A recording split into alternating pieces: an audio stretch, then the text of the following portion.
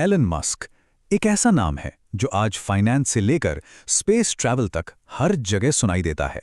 बहुत कम लोग हैं जिन्होंने दुनिया पर इतना गहरा असर डाला है। तो ये कहानी है एक ऐसे इंसान की जिसने एक के बाद एक इंडस्ट्री को हमेशा हमेशा के लिए बदल कर रख दिया।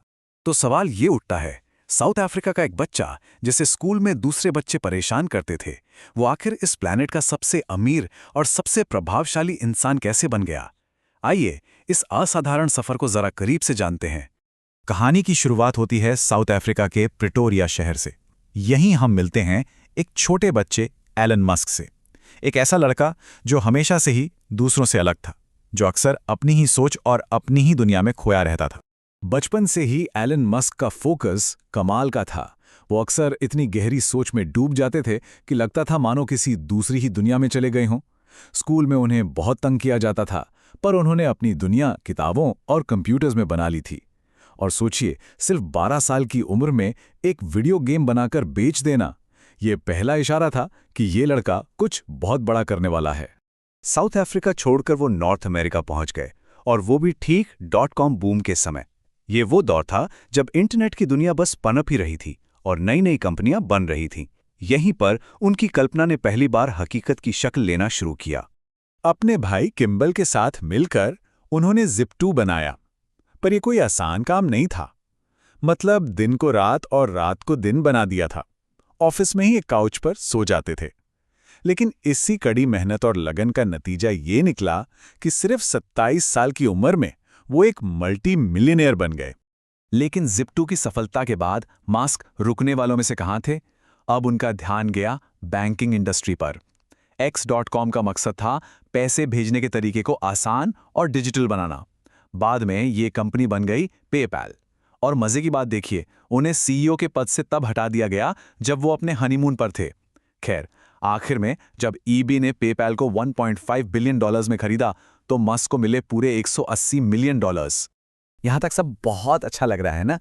लेकिन अब कहानी में आता है एक बड़ा मोड़। अब बात करते हैं उनकी जिंदगी के सबसे मुश्किल साल की। साल था 2008, जब उनका बनाया हुआ सब कुछ, मेरा मतलब है सब कुछ, ढहने की कगार पर था।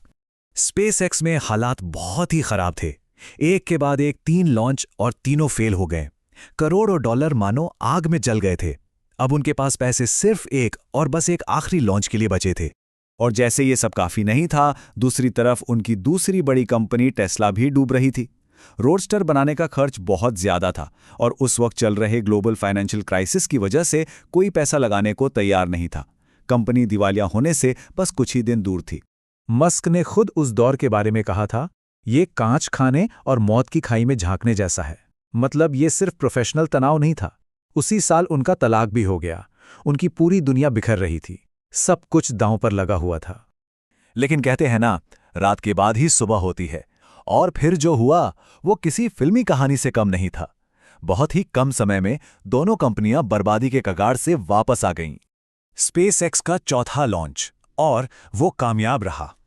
ये सिर्फ एक लॉन्च की कामयाबी नहीं थी, बल्कि प्राइवेट स्पेस एक्सप्लोरेशन के लिए एक नए युग की शुरुआत थी। उन्होंने वो कर दिखाया था जिसे कई लोग नामुमकिन मान रहे थे। और इस एक कामयाबी ने सारे दरवाजे खोल दिए। कुछ ही समय बाद नासा ने स्पेसएक्स को एक बहुत बड़ा कॉन्ट्रैक्ट दिया, पूरे $1.6 बिलियन का। इस एक कॉन्ट्रैक्ट ने कंपनी का भविष्य पूरी तरह से सुरक्षित कर दिया। और टेस्ला, ठीक उसी साल क्रिसमस की शाम को, मतलब बिल्कुल आखिरी मौके पर, टेस्ला को भी जरूरी फंडिंग मिल गई। इन कामयाबियों के साथ मस्क ने न सिर्फ ऑटोमोबाइल बल्कि स्पेस इंडस्ट्री को भी पूरी तरह से बदल दिया और इनोवेशन की एक नई लहर शुरू कर दी। इसके बाद तो बस टेस्ला के स्टॉक ने आसमान छू लिया। 2020 में कंपनी के स्टॉक में 720% से भी ज्यादा की बढ़त हुई। और इसी के साथ जनवरी 2021 तक एलन मस्क बन गए दुनिया के सबसे अमीर इंसान। लेकिन क्या यह पैसा ही असली मंजिल थी? मस्क के लिए बिल्कुल नहीं। वो इस दौलत को सिर्फ एक जरिया मानते हैं, एक टूल जिससे मानवता के भविष्य के लिए और भी बड़े प्रोजेक्ट्स को फंड किया जा सके। तो जरा उनकी टू डू लिस्ट पर नजर डालते हैं।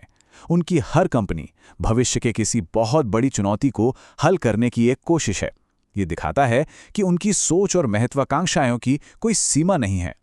और इन सब के पीछे उनका सबसे बड़ा सपना क्या है? वो कहते हैं पृथ्वी पर पैदा होना और मंगल पर मरना बहुत अच्छा होगा।